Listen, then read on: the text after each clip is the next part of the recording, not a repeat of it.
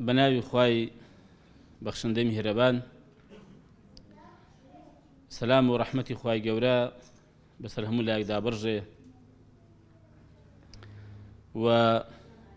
خۆشحاڵم بە دیداری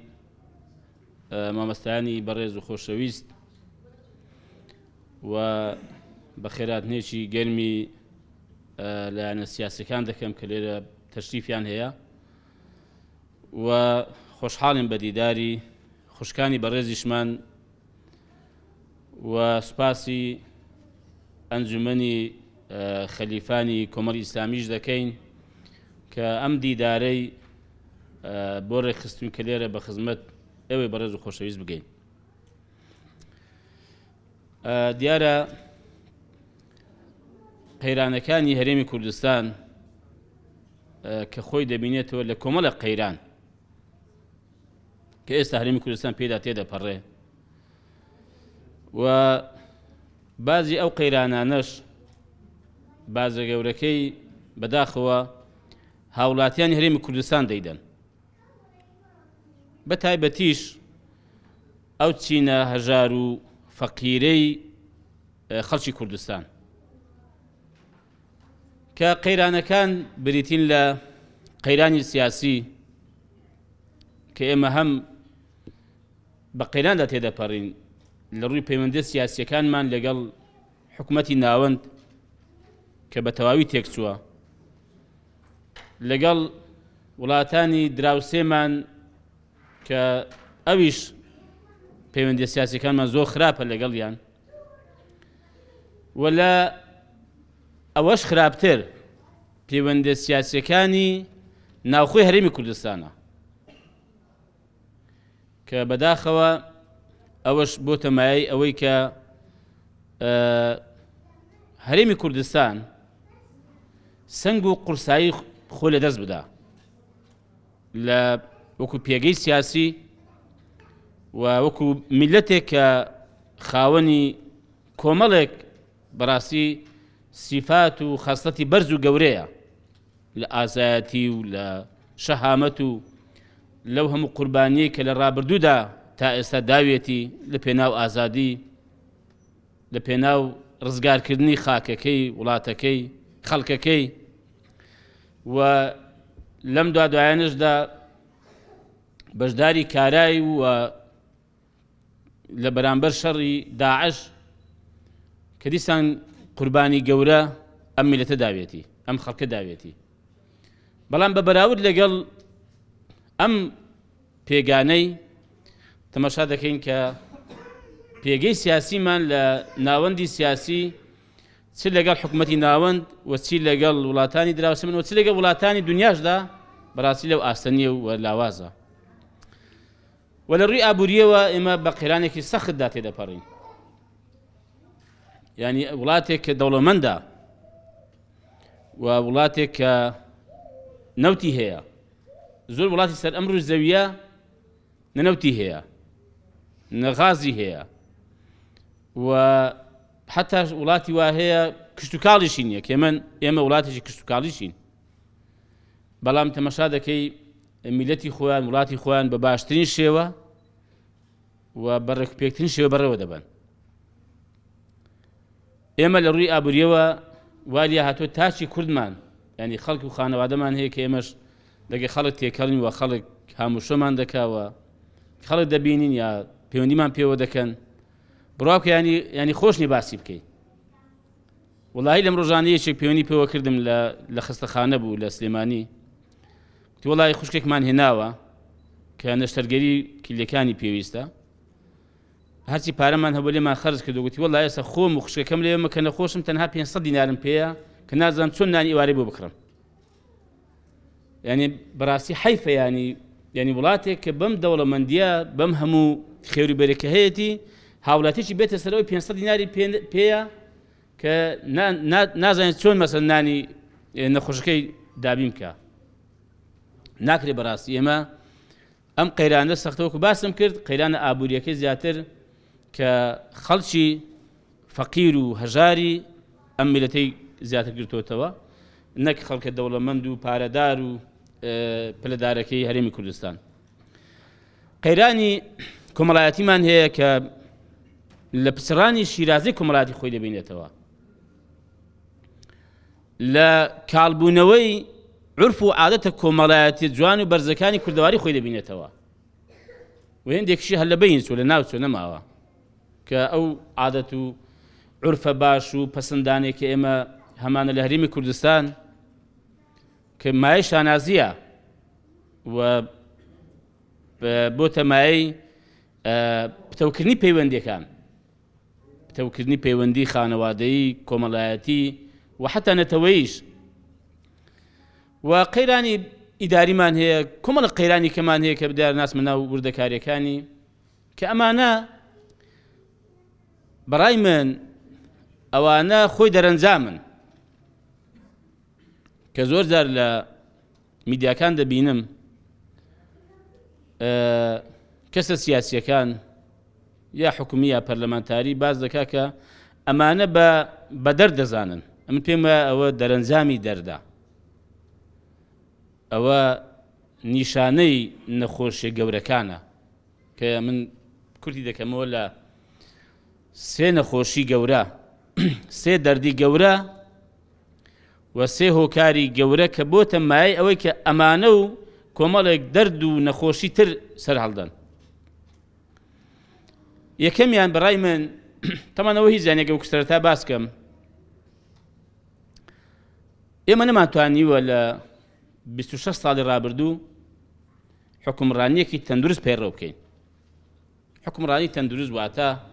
حکومڕانیەک کە خەڵک پێبەختەوەر بێ، خەڵک پێی سەرفراز بێ، خەڵک ژیانی خۆشگوزەران بێ و خەڵک تێیدا ئازاد بێ، حکومڕانی تەندروست و خەڵک بێک چاو سیر بکرێ، خەڵک دڵخۆش بێ، خەڵک ئاسوودە بێ، خەڵک ئەم وڵات و ئەم مؤسساتانێک کە هەیە بە ئی خۆی بزانێ، ئینتیمای بۆ بەهێز بێ. کە یەکێک لە مشکلەکانی ئێمە ئەوەیە کە ئێستا خەڵک ئینتیمای بۆ وڵات، بۆ خاک، بۆ دامەزراوە فەرمیەکانی هەرێمی کوردستان، بۆ نیشتیمان، بۆ نەتەوە زۆر لاواز بووە. یعنی من دەبینم هاوڵاتی لە تۆڕە کۆمەڵایەتیەکان لە ڕاگەیاندنەکان، ینی بینیمە نەفرەت لە نیشتیمانی دەکات، نەفرەت لە خاکی دەکات، نەفرەت لە دامەزراوەکان دەکات، نەفرەت لە وڵاتەکەی دەکات. بەداخۆ ینی بۆ لێ بگەڕین ئێمە بۆ لێ بگەڕین خەڵک بەم ئاستە خراپە بگات لە ئینتیمای نیشتیمانی و تەوەییدا. بەداخەوە ینی هۆکاری یەکەم بەڕای من ئەوەیە کە ئێمە نەمانتوانیوە بنەماکانی پرەنسیپەکانی کاری دامەزراوەیی لە دامەزراوەکەمان پێڕەو بکەین. ئێمە خاوەنی سێ دامەزراوەی سەرەکین کە پەرلەمانە، حکوومەتە و دەستگای دادوەریە قەزایە. حکوومەت یا پەرلەمان کە دەستگایەکی تەشریعیە، مؤسسەیەکە بۆ ئەوە کە سێ ئەرچی سەرەکی هەیە، هەموو لاتەن دەیزانن کە چاودێریکردنی حکوومەتە و پەسەندکردنی بودجەیە و دەرکردنی یاسایە، پەسەندکردنی پرۆژە یاسایە. نەیتوانیوە بە هیچ کام لەم کارانە هەڵبستێ. بەڵام بۆچی نەیتوانیوە؟ چونکە ئێمە ڕێگەمان نەداوە، دوای دێمە سەری حیزبەکان ڕێگەمان نەداوە، حیزبی دەسەڵاتدار ڕێگەی نەداوە کە ئەم دامەزراوانە بە کاری پیشەی وە کاری دامەزراوی خۆیان هەڵسن.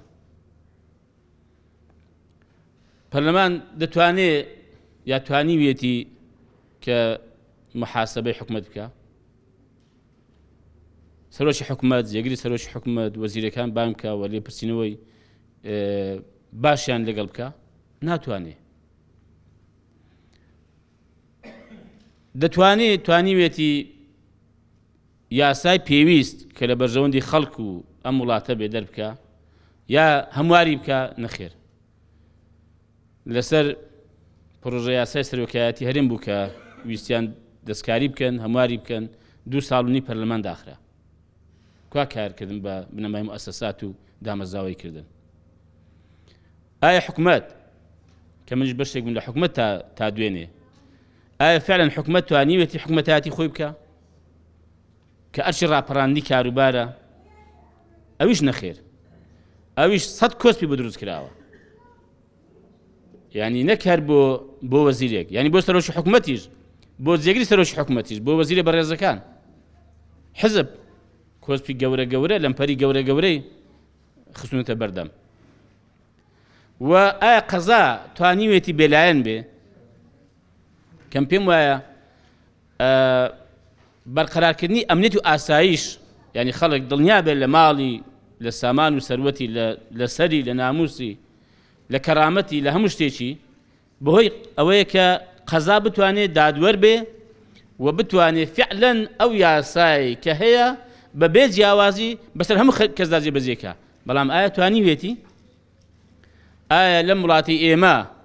چەندەها تاوانبار هەیە کە تاوانی گەورەیان ئەنجام داوە هەیەنە خەڵکی بە ناحەق کوشتووە بە نوێژی نیوەڕۆ بەڵام وەک بەرزەکی بانان بۆی دەرچووە و بەبێ منەتی لە شەقامەکان دەدەسوڕێتەوە هەژارێکیش کابرایشی کە دەسەڵاتیشی لە پشت نەبێ کەسێکی لە پشت نەبێ بێدەسەڵات بێ هەرچی یاسای بەسەریدا جێبەجێ دەکرێت دەیکەواتە ئەم دەستگایەش ئەم مؤسسەیەش نەتوانێت کاری خۆی جێبەجێ بکە کەواتە ئێمە ڕێگەمان نەداوە حزب ڕێگەی نەداوە کە ئەم دامەزراوایانە هەیە بەڵام ڕێگەی نەداوە بە ئەرکەکانی خۆی هەڵسێ و کارەکانی خۆی کە وەک پێویستە جێبەجێ بکە من ناڵم هیچ نەکراوە ئەوە چکە ینی بێئینسافی دەبێت بەڵام نەیتوانی بە ئەرکی خۆی هەڵسێ ڕێی لێ گیراوە کێشەی بۆ دروست کراوە و هەڕەشەی لێ کراوە دەردی دووەم ئەوەیە کە بەڕای من حزب دەستی لە هەموو کاروبارێکی ئەم وڵاتە وەرداوە دەستی لە هەموو شتێک هەیە یعنی وەکو باسم کرد حزب بڕیاری بۆ پەرلەمان داوە بڕیاری پێدەردەکە یاسای پێدەردەکە حزب حکومەت بەڕێوە دەبا ئەگەر حزب حکومەت بەڕێوە نەبا ئەگەر حزب هەمە کارە نەبێ ئەگەر لە هەموو شتێک باڵا دەستتر نەبێ دەتوانێت پێکاتەیەکی گەورەی ناحکومەت بنێرێتەوە ماڵێ بڕۆ ماڵێ ئەوە بەس لە زمانی ئاغایەتی و شێخایەتی کابرای ئاغا شێخا فەقیرێک کە بە قسەی نەکرد لە ئاوایەکە دەری کردووە لە سیستەمی حکومڕانیدا شتیوان نییە تو یاسایەکەت هەیە سیستەمێکت هەیە دەبێ بەپێ ئەو سیستەم و یاسایە بێ تو عەقدێک هەیە ڕێکەوتنێک هەیە کە ئەم خەڵک لەسەر ڕێکەوتووە کە چۆن لە حکومەت بەشداری دەکات چۆن لە حکومەت دەکشێتەوە یا کەی مەسەڵەن پێویست دەکات کە ئەگەر ئەم پێکاتەیە ئەرکەکانی خۆی جێبەجێ نەکرد یا ئەم وەزیرە ئەرکەکانی خۆی جێبەجێ نەکرد حەق وایە بەڵێ بدرێتە پەرلەمان یا سەرۆکی حکومەت یا پەرلەمان متمانەی لێ وەربگرێتەوە ناکرێ بەم شێوە پاشاگەردانی با حزب هەبێ یعنی خۆی پێویستیشە هەبێ بەپێی پرەنسیپەکانی حزبایەتی کردن وەک کە لە دنیادا ینی باوە حزب با هەبێ حزب با هەوڵدا ئەندامیشی زۆر بکە حزب بە ئێستا 4 ڕۆژکە هەڵبژاردنەیە بانگەشەی هەڵبژاردنە بە هەرچی بەرنامە پرۆژەی باشی پێ هەیە بەڵام بەس قسێک زرق و بریق نەبێ بە هەرچی بەرنامە و پرۆژەی باشی پێ بابی خاتە ڕوو با قەنەعەت بە خەڵک بکە کە خەڵک دەنجی پێ بدا ناوەڵە با قەنەعەت بە خەڵک بکە کە لە ماوەی ڕابردوودا 4 سال ڕابردوو چی کردووە لە حکومڕانیدا لەو جمگەوکایانەی کە بەدەستی بوو چی کردو بابی خاتە ڕوو با بڵێ کاکە خەڵک ئێمە ئەومان بکن ئەومان بکن ئەومان بکن بۆیە داوەتێن دەگەن دەنگمان پێ بدەن 4 ساڵی کەش ئاوا بین خەڵک ئەگەر دەنجی پێدا 4 ساڵی کەش نەهامەتی و بەدبەختی بێ بە عافێتی بێ مبارەشی بێ حزب بۆ هێوا بکە بەڵام حزب ناکرێ ینی تەدەخولی قەزا بکە تەدەخولی پەرلەمان بکە تەدەخولی حکومەت بکە تەدەخولی کەسابەتی خەڵک بکە ینی بازرگان و خەڵک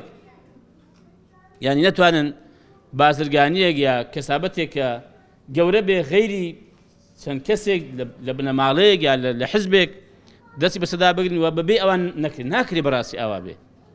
وڵات ئەوە بەڕێوە ناچێ بڕوا بکەمە دڵسۆزی ئەم خەڵک وڵاتەی حکومڕانی ئاوا ناکرێ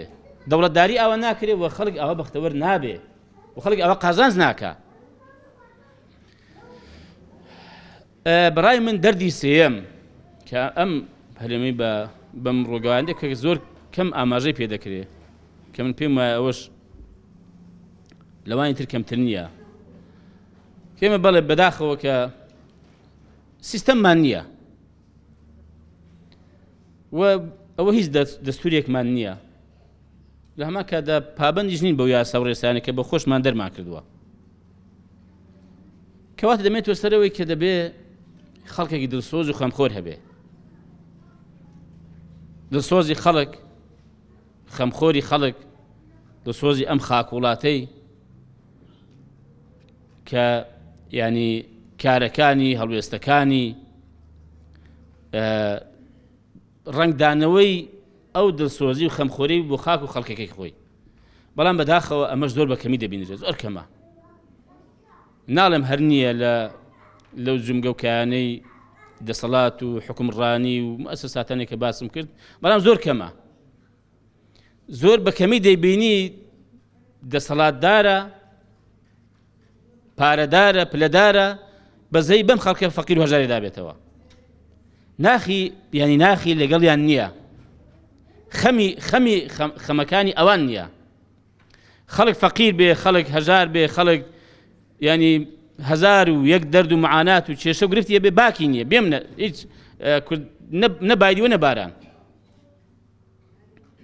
بۆیە تەماشا دەکەی خەڵک و هاوڵاتیان ئەم دەسەڵات و ئەم مؤسساتانە بە ئیخۆی نازانێ بەخوا ئێستا ینی یەک خشتە ینی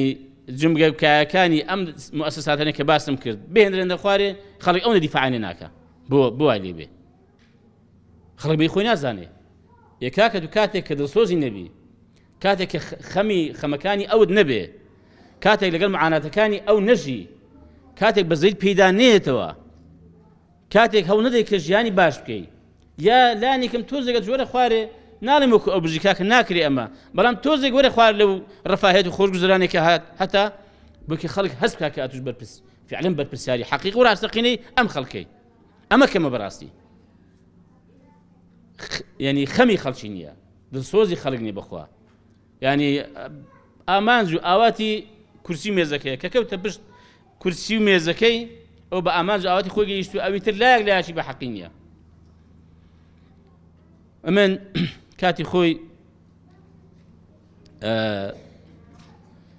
منحەیەکی بەردەست هەبوو لە وەزارەت 7 ملیۆنی بوو وەزیر بۆی هەبوو بە هەر شێوەیە کە خەرجی بکە ینی حتا چاودێری دارایش بۆی نەبوو ینی متابعی بکە بە دوواداچوون بۆ خەرجەکانی بکە وا دانراوە سیستەمەکەی وابوو ئەم یەکسەر تەسلیمی ژمێریاری وەزارەتم کرد 3 کەس لەوێ بوو وتم کاکە بە ئاگاداری منەوە بۆ خەڵکی فەقیر و هەژار و فەرمانبەری هەژار و پێشمەرگە و دامەزگەکانی خۆمانی وەزارەت و خەڵکی تریش ین حتا مدیر ناحیە هەبووە قایمقام هەبوو پێویستی بۆ من هاوکاریم کردووە کە پەیوەندیش بە منەوە نەبووە ینی بێنەڕەتی بە وەزارەتەکەی منەوە نەبووە بەم شێوەی خەرج کراوە بەڵام ینی برادەر هەبووە وەزیر هەبووە پێیان وتیان کاکە فڵان کەس وای کردووە تەبان بە تۆزێک ئاگەمان لەو فەرمانبەرانە بێ خەڵکی زۆر فەقیرە وا هەیە ئێستا هەر نانیە بخوا ینی سیارەی پێ نییە کرێی تەکسی نییە پێ بێتە دەوام گوتی کاکەەوە فێری شتێکی خراپتان کردووە خەڵکتان فێری شتێکی خراپ کردووە ئەمە ناتوانمەوە بێنی پێویست ناکە و خەڵکە ئەوە فێر مەکەن ئێتخوا هاوکاریکردنی خەڵک ئاگال لە خەڵک بوون یعنی لەگەڵ معاناتی خەڵک بوون هاوکارێکی کەمی خەڵک بکەی هەتۆزێک لە معانات و خەمەکانی کەم بکەوە ئەوە فێری شتێکی خراپمان کردووە یا ئەوە جنابەت خراپە ینی کە ئەم پارەی کە هەیەکی ئەو خەڵکەیە تەبان کەس نەزانێت چی بەسەر دێ این بەداخەوە بەستم ئەوەیە حەزم خۆشینەوە هەموو ڕەفیق و هاوڕێ یەکترین بەڵام مەبەستم خەمخۆری دەسۆزی بەڕاستی ینی ناکرێت تو بەرپرسی ئەم خەڵک و وڵاتە بێ خەمت نەبێ ینی خەڵک چی بەسەر دێ با بەسەری بێ بۆیە ئەوەش بەڕای من دەردێکی کوشندەیە حەقەتەن ینی دەردێکی زۆر کوشندەشە چونکە خەڵک ینی متمانەی خۆی بە بەرپرسەکان داوە خەڵک ئەوانەی کردو بە ڕاعی خۆی بە چاودێری خۆی بە براگەورەی خۆی بە مشورخۆری خۆی بڕۆ لە وڵاتانی دەرەوە کە بیانی وەکو دینیشیان نییە بە سیستەمیان هەیە کاکە ئێمە سەرەتابووی باسم دویم کاکە مادام سیستەمیشمان نەبێ مادام یاسا و ڕێساژ نەبێ بۆ بەڕێوەبردنی کاروباری خەڵک و وڵات باشە با دڵسۆزی وڵاتێکی خۆمان بین با خەمخۆری خەڵکی خۆمان بین ئەوان ئەو ناخی کە من باسی دەکەم کە بەخوا ئەگەر ئیمان و عەقیدەی لە پشت نەبێ ئەم ناخە زەحمەتە دروست بێ ناڵم هەرناوی بەڵام زەحمەتە باشە خۆوان ئەو عەقیدە و ئیمانە نیە بە سیستەمێکیان هەیە تەماشا دەکەی خەڵکێکیان یعنی هاوڵاتیانی وڵاتانی ڕۆژئاوا کە من زۆربەی ئەو وڵاتانم بینیوە خەڵکێکیان ئەم دام و دەستگا و حکومەت و ئەوانە بە ئیخۆیان دەزانن هەر پێیان وایە باب و داشی ئەم خەڵک و میلەتە حکومەتە ڕکاکە حکومەت دەمانژێنێ حکومەت لێمان دەپرسێتەوە حکومەت خەممان دەخوا گەنە خۆش بم ئەو تیمارم دەکا ئەگەر ئیمکاناتم نەبێ ئەو هاوکاریم دەکا ئەگەر خانوو جێگەورەگەم نەبێ ئەو جێگەورەگەم بۆ بکرێت دەگرێ یعنی دەبێت خەڵک ینی ئەوەی کە بەرپرسە ئەوەی کە دەسەڵاتدارە دەبێت ئاواتە مەشای خەڵکی خۆی بکە ئەوە مامەڵانێگە بکە دێ ئەگەر ئاوانە بێ خەڵکی دیارە ئەو کاتی حەقیتی کە ئەم مؤسسات و دامەزراوە بێ خۆی نەزانێ ئەگەر هەمووشی بڕوخی باکی نابێ خەڵکی دەڵێ کاکە ئاو چێ ئایا چارەسەری ئەم بارودۆخانەمان چییە؟ ئێمە خۆمان بە دڵسۆزی وڵات و خەڵکی خۆمان دەزانین بە هەموویەوە ئەنەوە کە بەرپرسیاریشە لەم بارودۆخە کە ینی هەردوو حیزبی دەسەڵاتدارە وەخۆ حاشە هەڵنەگرە ئەو کە بەرپرسیاریشە ئێمە هەر لەگەڵ ئەوەی بەڕاستی ینی کە بین ئەم وەزع بە واقع ڕاستکەینەوە بۆ هەمووانیشەوە بەڵام ئێمە پێمان وایە ئەم فۆرمی بەڕێوەبردنی وڵات ئەم شێوازی حکومڕانی دەبێ بگۆڕێ نابێ بەم شێوەی بێ بەم شێوەی وڵات بەڕێوە ناچێت باسم کرد باشە با بۆ 4 ساڵ با خەڵکیش کە تاقی بکرێتەوە با هاوسەنگی هێز بگۆڕدرێ ینی خۆ دنیا خراپ نابێ 26 ساڵە ینی ئەم دوو حیزبەت دەسەڵاتدار و حکومڕان لە هەرێمی کوردستان زۆر ئاسایی ینی با گۆڕانکاری ببێ وەکو حزب بە هەر کو باسم حزب ڕێز لێگیراوە کەسەکانیان ڕێز لێگیراوە سەرکردەکانیان ڕێز لێگیراوە بەڕاستی ئێمە تێڕوانی ئێمە ڕەنگە لەگەڵ هێندە خەڵکی جیابێ ئێمە براین لەم وڵاتە وەکو خەڵکەکەی دەڵێم وەکو تاکتاچی خەڵک دەڵێم ینی حەقەتەن هیچ کەسێک لە لای ئێمە لە ڕێوە خوا نەخواستە بێ ڕێز نییە و خراپ نییە مەگەر خۆی خراپی کرد بێ مەگەر خۆی زوڵمی کرد بێ مەگەر خۆی گەندەڵی کرد بێ دزی کرد بێ تاوانی کرد بێ ئەوە بەڵێ خراپە هەر کەسێک بێ ئەگە گرێنی چاوی ئێمەش بێ ئەمەش پێمان وایە تاکە ڕێگا ئەمڕۆ لەم قۆناغەدا ینی میکانیزم تاکە ڕێگە میکانیزم بۆ گۆڕانکاری هەڵبژاردنە ئەم دەرفەتە بە خەڵک دەدرێ خەڵک دەتوانن ئەم بڕیارە بدەن و خەڵک دەتوانن ئەم بابەتێک لای بکەنەوە لە بەردەمیانە بەڕاستی و هیچ کەسیش بەم فێڵ و بەم بەند و بالۆرەی وەڵا هەڵبژاردنیش هیچ گۆڕانکاری پێ ناکرێ بڕوانەکە بخوا ئەوە فێڵێکی ترە ئەوە چەواشە کارێکی ترە لەم قۆناغەدا دەکرێت لە بەرامبەر خەڵک چۆن گۆڕانکاری نەکراوە چۆن گۆڕانکاری نەبووە ئەگەر باسی بارودۆخی سیاسی بکەین ئایا خەڵک ئەگەر هەڵوێستی نەبووایە و ئەگەر ڕای جیاواز نەبووە لە دەسەڵات کە دەسەڵات بە تا ئێستا خەڵک دەیزانی هەرێمی کوردستان بەچی قۆناغێکی سیاسیا دێدەپەڕێ ئایا دەیزانی کە پەیوەندیەکە لەگەڵ عێراق لەکوێ و لەگەڵ تورکیا لەگەڵ ئێران لەگەڵ وڵاتانی تر ئایا ئەگەر گۆڕانکاری نەبوو بێ ئایا خەڵک دەیزانی ساڵانی زوو دەیزانی بودجە چەندە و چییە دەیزانی چەند پارە دێتە خەزێنەی حکوومەتی هەرێم و چۆن خەرج دەکرێ بەڵێ ئێستاش ینی شەفاف نیە ئێستاش ڕوون نییە بەڵام ئایا ئەوەندەی کە ئێستا هەیە ئەوەش دەزانرا کەس دەیزانی ئایا لە ڕابردوودا ئەگەر گۆڕانکاری نەبووێ بەهۆی ئەم دەمە بەسمێک چۆن گۆڕانکاری نەبووە لە ڕابردوودا خەڵک توانیوتی پەنجە لە چای بەرپرسان بنێ توانیوتی بڕکاکە ئەی بەرپرس ئەی مثلا فلان وەزیر ئەی فلان مەکتەبی سیاسی حزبە ئەی فلان مثلا حزبە ئەتوو مثلا بەری چاوت دووبرە دەیتوانی وا بڵێ بێگومان نەخێر نەگوتراوە ئەگەر کەسەیەکیش قسەیەکی ئاوای کرد بێ ڕەنگە ینی بازەکەی ژیانی خۆی بوو بێ یا ژیانی ماڵومنداڵەکەی بوو بێ بۆیە بەوە بڕوانەکرێ بەڕاستی گۆڕانکاری نابێ ناشکرێ بەڕاستی ئایا خەڵک ڕازیە کە ئەم واقع هەر بەم شێوی بمێنێتەوە ڕازیە باشەکە خەڵک ڕازی بوو مبارەشی بێ بەڵام ئەگەر خەڵک هەڵوێستی نەبوو خەڵک ینی بڕیاری هیچ گۆڕانکاریشی نەدا وەکو خۆی مایەوە 4 ڕۆژی تر بەڵای گوناحە ینی خەتایە خەڵکێک بێتە سەر مەبەستمەوەی کە هیچ هەڵوێستی نەبووە خەڵکێک بێتە سەر ڕاگەیاندنەکان لە تۆڕە کۆمەڵایەتیەکان قسە بە دەسەڵات بڵێ و قسە بە سیستەمی حکومڕانی بڵێ و قسە بە حیزب دەسەڵاتدارەکان بڵێ بەخوا گوناح دەکا و کاتەی کارێک زۆر خراپ دەکا گە وا بکە ئەگەر ئێستا هەڵوێستی نەبێ ها ئەوەی هەڵوێستی ببێەوە وەکو دەڵێ ینی ئەرشی خۆی جێبەجێ کردووە بەرامبەر بە میلەتەکەی خۆی بەرامبەر بە وڵاتەکەی خۆی بۆیە پێمان وایە هەڵبژاردن یەکێکە لە میکانیزم و لە وەسیلەکانی گۆڕانکاری کە من بڕوان پێێتی و ئومێد دەکەم کە ئینشاءڵڵا خەڵک ئەم جارە هەڵوێستی جیاوازی هەبێ سەبارەت بە ئێمە و هەڵوێست و کردەوەکانی ئێمە کارەکانی ئێمە ئەمن یەک لەبارە خۆم بڕوان بەوە نیە کە قسەی زرق و برق بۆ خەڵک بکرێ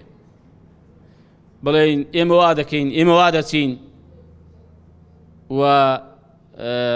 بە قسەی گەورە خەڵک هەڵ بە خەڵەت هێنرێ خوا نەخواسە بۆ خۆشمان بەخوا بەدروستی نازانم ئێمە یەکەم چیمان کردووە پێویستە ئەوە بخرێتە ڕوو بۆ خەڵک با خەڵک ئەوە بزانێ چیت کردووە هەڵوێستی سیاسەکانی ئێمە و کارەکانی ئێمە لە حکومڕانیدا و هەڵوێستەکانی ئێمە لە پەرلەمانی عێراق لە پەرلەمانی کوردستان لە ئەنجومەنی پارێزگا لە ئەوانەی کە بەرپرسە ئیداریەکانمان لە ناحیەکان لە قایمقامیەتەکان ئێمە چیمان کردووە و پاشان ئێمە لە داهاتوودا ئەوەی کە پێمان دەکرێت دەتوانین ئێمە چی بکەین بۆ خەڵک دەتوانین چی پێشکەش بکەین ئەگەر باسی ئەو بکەم کە ئێمە چیمان کردو هەڵوێستی سیاسیەکانمان ئێمە هەڵوێستی سیاسیمان هەوڵمان داوە کە لە بەرژەوەندی خەڵک بێ ینی خۆمان حەز دەکەم بیزان بازمان داوە ینی بازمان بە کادیرەکانی خۆمانمان داوە لە بەرامبەر ئەوەی کە هەڵوێستێک نەنوێنین لە قۆناغەکانی ڕابردوودا کە خەڵک زەرەر بکە و خەڵک گلەیمان لێ بکە و خەڵک بڵێ کاکە ئێوەش بێ هەڵوێست بن ئێوەش هیچ ڕایەکی جیاوازتان نەبوو ئەمە نمونەش بێ بێنمەوە پێش ئەم کابینەیە بوو ینی پێش کابینەی هەشتەمی حکومەتی هەرێمی کوردستان واتە پێش هەڵبژاردنی 2013 ئەمە لەو کاتەی بەرپرسی مەلەفی خانەنشینکردنی پێشمەرگە دێرینەکان بووم کە بەپێی یاسای پەرلەمان یاسای 2007 پەرلەمان یاسای وزەم 34 2007 پەرلەمان کێمە بمان هەیە پێشمەرگەکانمان کە پێشمەرگەی پێش ڕاپەڕین بوون یا پێشمەرگانی دوای ڕاپەڕینیش بەپێی تەمەنیان بەپێی خزمەتیان مافی خانەنشین بوونیان هەبووە نزیکەی 1000 کەس ئێمە بڕنگە زیاتر بەڵام نزیکەی 1000 کەس بوو هاتین بەپێی ئەو فەرمانەی بەپێی ئەو یاسای کە هەیە ئێمە پێشکەشی حکومەتی هەرێمی کوردستانمان کرد ئەو کات وەلەگەڵ سەرۆکی حکومەت دانیشتم وەلەگەڵ سەرۆکی دیوانی ئەنجومەنی وەزیران دانیشتم ئەو کات پێش ئەم کابینەیە ڕێککەوتین لەسەر پلەکانیان لەسەر موسەکانیان بابەتێک هاتە پێشەوە بابەتێکی سیاسی بوو کە پەیوەندی بە سەرۆکایەتی هەرێمەوە هەبوو بەشێکی پەیوەندی بە ناوخۆوە بەشێکی پەیوەندی بە حکومەتی عێراقیەوە هەبوو ناسم ناوردەکاریەکەی ئێمە بەشداریمان نەکرد ئەوکو مەکتەبی سیاسی ئەو کات بڕیارماندا کە بەشداری ناکەین لە کاتێکدا دەشمانزانی حزبایەتی لەم هەرێمی کوردستانە زاڵە و ئەو بڕیاردەرە دەمانزانی مەترسیمان هەو بەڕاستی ئەم هەزار کەسەمان کە مافی یاسایی و شایستەی خۆیان بوو مافی یاسایی و ئاسایی خۆیان بوو کە پێشمەرگەی دێرین بوون دەبڕێ ئەم مافیانە دەست دەچێ وفعلا حەزەکەم بیزانتەمەن تا ئێستاش نەکرا تا ئەم ڕۆژێکە دابێ نەکرا ئەمە لە فەداکرا نەیان کرد بەس ئێمە هەڵوێستەکەمان پێگرنگتر بوو ینی هەزار کادری ئێمە بێبەش بوون محروم بوون لە مافێکی یاسایی خۆیان بخوا لەبەر موقیفێکی مەکتەبی سیاسی خۆ کاتێ خەڵکی دەیانگوت کورەکاکە خۆجا خەڵک دەڵێ چی بۆ خەڵک و ئەوانە خۆ چوار ڕۆژێکی خەڵک لەبیر دێک هەر نازانێ ئێستا فعلا ڕەنگە کەس لەبیریشی نەبێ ئەگە باسی نەکەم خەڵک نازانێ ینی کە ئێمە بەڵێ هەڵوێستێکمان بووە و ئەمە بڕیارەکە بۆ لە بەرامبەری محرومکردنی ئەو خەڵکەی بووە بەڵام ئێمە خەڵک پێی بزانیم یا پێی نەزانێ ئێمە بە هەڵوێستی واقعی و ڕەسەن و حەقیق خۆمان دەزانین بەخوا خەڵکی تەیدمان نەکا یەکێک نەڕە دەستان خۆش بێ ئێمە موقیفێک تەبەنی ناکەین موقیفێک نانوێین هەڵوێستێک وەرناگرین ئەگەر لە بەزیانی خەڵکیمان تاوا بێ بۆ ئێمە هەوڵمان داوە هەڵوێستی سیاسیەکانمان وەکو باسم کرد وەکو هەڵوێستی سیاسی بێت هەڵوێستی پەرلەمانی بێت تیمەکانی بەشدار لە حکومەت بێت ئەو بەڕێزانەکەمان لە سێکتەرەکانی تر هەوڵمان داوە ینی خزمەتی خەڵک بکەین بە بەرژەوەندی خەڵک تەواو بێ ئێمە لە وەزارەتی کشت و کاڵ ئەم ئێرە مەزانی بسم ناوردەکارێکی دەنا دەمتوانی ئێستا کۆمەڵە شتان بۆ باس بکەم کە بەبێ جیاوازی خزمەتی خەڵکمان کردووە و من لە کاتی خۆشیدا ڕامگەیان گوتم کاکە ڕاستە من ئەندامێکی کۆمەڵی ئیسلامیم و لەسەر پشتی کۆمەڵی ئیسلامی کراوم بە وەزیر بەڵام یەکەم بە کۆمەڵی ئیسلامیم گوتووە کە من خزمەتی خەڵک دەکەم و با کادیران و ئەندامانی ئێمە چاویان لەوە نەبێ کە ئەمن خزمەتێکی تایبەتیان بکەم وەکو خەڵکی تر بە پێی ئەو یاسا و ڕێسایەکە هێما مەڵان لەگەڵ دەکەم زیاتر نا ئەگەر کەمتریش نەبێ جیان ناکەم لە خەڵکی تر بە یەک چاو تەماشای هەموو حیزبلانەکان دەکەم و فەرموش ئێستاش ئەمە زیندیم و خەڵکیش ماوە و ڕەنگە دوایی خەڵک هەموو گوێشی لێبێ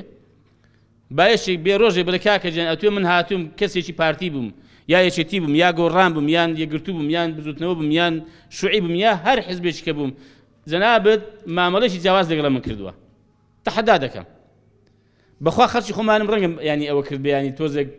ینی محروم بوو بێ لە ڕەنگە لە لوتف و لە خوڵق و ئانە هەر نمونێکی سادە بژێڕمەوە ڕۆژێکی دیداری هاوڵاتیان بوو خەڵکێکی زۆری لێ بوو دوایەوە کە ئەوە خەڵکە ڕۆیشت تەواو بووین یەکیش تێدا بوو تەمەن کاتی خۆی ئامیر هێزی ئێمە بوو کوڕێکی چاک و ئازاش بوو مژ وەکو خەڵکە چوون بە خێراتم کردن چاکسۆنێکی ئەتیاریشم لەگەڵ ئەو کرد یاخۆ بەخێر وسە ساوارم باشی بەخێر بێ یاخوا دوایی کە ئیشەکەی بڵێن جێبەجێ بوو یا وەڵامماندایەوە ڕۆیش عەسرەکەی تەلەفۆنی کرد گوتی من دەناسی وتم بەڵێ گوتی ئەمە بزانی ئەتوو ئەمەت لەوێ نەناسی بێ لەگەڵم سارد بووی ناوەڵە باش ناسی بەس ئەوێ وەزارەت بوو ئەتوش هاوڵاتیەک بووی فەقیرێک هاتووە مام حاجێک هاتووە یەکێک لە زاخۆی هاتووە یەکێک لە گەرمیان هاتووە یەکێک لە ڕەنگە لە پێنجۆن هاتبێ بۆ من بەڕاستی من هەموو وەکو یەکوان یەک جیاوازی نییە یەک فەرقیشت پێ ناکەم حەقی خۆشم پێدایە وەکو هاوڵاتێک هاتووی بە خێراتن و لێکۆڵینی داواکاریەکەت و بەپێی پرەنسیب و یاساکان بەڵام ئێستا کە من ئێستا هاتمە ماڵی خۆم لە خزمەتدان فەرمووی ئێوارە تەشریف بێنن لە خزمەتدا دەبم و بەڕێزیشی و خۆشەویستیشی و بۆ خۆمان دادەنیشتەوە کە کاتی ئیساحاتی خۆمە و داوام نییە مەبەستم لێ بەخوا جارجار ئەوە گلیا لێ کردوم ویان زانیوە نەمناسیوە مەسەلەن کە چاوی لێو مەسەلەن لەوانەیە ینی خۆڵقم لەگەری زیاتر بێ بەخوا ئەوەشم نەکردو خوا دەزانێ بە دروستم نەزانیوە بە جایز نازانم خەڵک زیاکەمەوە دەکاکە ئێمە دەمانێ ئەمە پێڕەو بکرێ ئێمە دەمانێ خەڵک ئەوە ئەگەر سبێنی ئەمیش چوومە وەزارەتێکی ئەو وەزارەتانی حکومەت یاریم دەمێ کابرا ئەوە ماوەڕەن لەگە بکە بەخوا کاکە نەڵێت کۆمەڵی ئیسلامی کۆمەڵی ئیسلامی تەمەن کابرا سەد عەرقەڵی بۆ دروستکەن تا ئیمزایش بۆ دەکەن بۆ کاکە بۆ وابیانی هاوڵاتیان وڵاتەم یانی ئەمیش بەشم هەیە لە وڵاتە ئەچ بەرپرسی منی ئێدانراوی کە خزمەتیم خەڵکی بکەین ئەگەر ئەوە نەبێ کاکە کابرای ئەمن کاکە جان یعنی ئەگەر مەسەلەن ئەوە نەبێ کە من دانراوم بۆ خزمەتی خەڵک فەرقم چی لەگەڵ بەرزانی ئێران فەرق پێم خۆش بزانم جیاوازیم چییە هەمومان ئینسانین و خوا دروستی کردوین و پەیدا بووین و 4 ڕۆژ دەمرین و چێ هەیە بڵێ وەڵام من جیاوازی مێ لەگەڵ ئەوی تر هەمووان ئینسانی ئەو جیاوازیکردن و فەرق پێکردن یانی چی بۆی ئێمە کاتێک دەمانێت کاتێک باسی ئەوە دەکەین کە حکمڕانێکی تەندروست دەمانێت خەڵک قازانج بکە یعنی خەڵک بەگشتی بخوا یعنی خەڵک مسلمان بێ یا حتا غێر مسلمانیش بێ حەقی خۆیەتی لەم وڵاتی ئێمە لەم خێر و بێری وڵاتی ئێمە بەشدار بێ هەموو مافەکانیشی هەبێ بە تایبەتی ئەم دوو مافە کە لە سوڕەتی بەقەرەدا یعنی زارێکیش ئاماژەم پێ کردووە کە خوای گەورە باسی کردووە هەموو خەڵک هەیەتی کاتێک ئیبراهیم صلى الله عليه وسلم لەسەر بێ لە خوای گەورە پاڕایە فەرمووی رب اجعل هذا بلدا آمنا وارزق أهله من الثمرات من آمن منهم بالله واليوم الآخر فەرمووی یا رەبی خوایە ئەم مەملەکەتە مەقسەدی مەککە و دەوروبەری بوو فەرمووی یا رەبی خوایە مەملەکەتە ئاوەدان کەیەوە بلدا آمنا واتە ئەمنێت و ئاسایشی بەسەدا بڕێژی بەرقەرار کەی بۆی وارزق أهله من الثمرات من آمن منهم بالله واليوم الآخر ورزق ورزقشان بدەی خەڵکی ئەم مەملەکەتە ئەوانەی کە بڕوایان بەتوو هەیە بە ڕۆژی دوایی هەیە واتە مەفهومی مخالفە مامەستانی بەڕێزدانیشون دەزانن مەفهومی مخالفە واتە ینی ئەوانەی کە بڕوایان بە ڕۆژی دوایی بەتوونی خۆیان ئەمنێت و ئاسایشیان نەبێ و ڕزق و ڕۆژیشان نەبێ خوا ئەمەی قبول کرد ئیبراهیم بەو هەموو گەورەیی خۆی صلی الله عليه وسلم لەسەر بێ فەرمی قال ومن كفر واتە نا ئەوەی کە کافریشە حەقی ئەمنێت و ئاسایشی هەیە حەقی خۆشگوزەرانی هەیە حەقی ژیانی هەیە کاکێ مەوا بیر دەکەینەوە ئەوەی کە ئەگەر خۆی بە کادر و بە ئەندامی دەسۆزی نەک کۆمەڵی ئیسلامی ئیسلام بزانێ بەخوا دەبێت کاکە بیرکردنەوەی ئاوا بێ خزمەت بە خەڵک بە گشتی یانی تێڕوانیمان بۆ خەڵک و بۆ وڵات دەبێت ئاوا فراوان بێ ئەگەر چاور لە حکمڕانی بێ و چاور لە حکمڕانێکی تەندروست بێ و خەڵک قازانج بکە و خەڵک خۆشبەخت بێ و خەڵک سەرفراز بێ بەخوا کاکە دەبێت ئاوا بێ بەخوا ئاوا بیر نەکەیەوە ئاوا مامەڵە نەکەی قەت ئەمە نابێکە ئاواتە و ئامانستا جا ئێمە پێمان وایە دەبێ ئەم وڵاتە گۆڕانکاری بەسەردا بهێنرێ لە سیستەمەکەیدا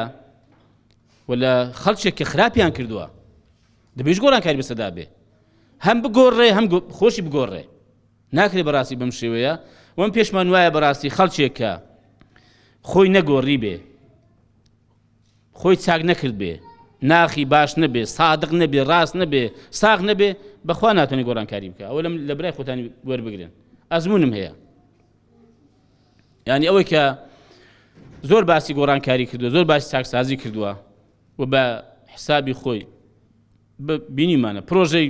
زۆر گەورەی پێ بۆ گۆڕانکاری و چاکسازی بەڵام لە واقعدا وا دەرنەچووە پۆخڵەواتی لەوانی پێش خۆی زیاتر و گەورەتر بووە بەداخەوە بۆیە گۆڕانکاری و چاکسازی تەنها بە پرۆژە نابێ لە وڵاتی ئێمە من ناڵم ئەگەر سیستەم بەرقەرار بێ سیستەم هەبێ یاسا هەبێ ینی مؤسسات کاری پێ بکرێ ئەوە جیاوازە بەڵام لە وڵاتی ئێمە ئێستا لەم قۆناغەدا بەخوا کاشکم بە پرۆژە تەنها بە پرۆژە گۆڕانکاری نابێ تەنها بە پێشنیاری باش و قسەی باش گۆڕانکاری نابێ بە هەڵوێست و بەکردەوە بۆ کە کابرا ڕاست و ساغ بێ لەگەڵ میلەتەی خۆی تەمەن ئامادەی نەبێ بە هیچ شێوەیەک زەڕێ خیانەت لە میلەتەی بکە گۆڕانکاری بۆی دەبێ چاکسازی بۆ دەکرێت بەڵام بەوەی تر کە ئامانجی خۆی بێ و حتا ئەگەر ئامانجی تەسکی حیزبایەتی ببێ و ئامانجی بنەماڵەی بێ و ئامانجی شەخسی بێ وڵای کاچی خۆمەوە گۆڕانکاری بۆ زۆر کەسانە ناکرێت إن الله لا يغير ما بقوم حتى يغيروا ما بأنفسهم خوا واقعی خەڵکی ناگۆڕە هەتا خۆیان نەیگۆڕن هەردوومانە هەیە واتە هەتا خۆیان بەدەستی خۆیان واقعەکە نەگۆڕن خوا هیچ مەزبوونی واقعیان بۆ بگۆڕێ نەیکردو بە یاسا خوا تەدەخلی کاروباری خەڵک بکە بێ وا ئەم وەزعیمە بگۆڕێ و چاچیکە دەبێت خەڵک بۆ خۆی بیگۆڕێ و خەڵکی بۆ خۆی پێی ناگۆڕێ هەتا ناخی خۆی نەگۆڕی بێ ئەو کەسە یا ئەو جەماعەتە یا ئەو کۆمەڵێکە دەیەوێت گۆڕانکاری بۆ چاکسازی بکە خوای گەورە یارمەتیمان بدە کە بتوانین ئینشاڵڵا ئەم قۆناغەی دادێ بە شێوەیەک مامەڵە بکەین بە شێوەیەک هەسوکەوت بکەین و بە شێوەیەک هەڵوێست وەربگرین کە ئەم واقعی خۆمان چاک بکەین واقعی لەتەکەمان چاک بکەین و لەم قۆناغە سەخت و دژوار و ئەم هەم قەیرانە ئاڵۆزانە کە پێدا تێدەپەڕین ڕزگاری بکەین وصلى الله على النبي الأمي محمد وعلى آله وصحبه وسلم.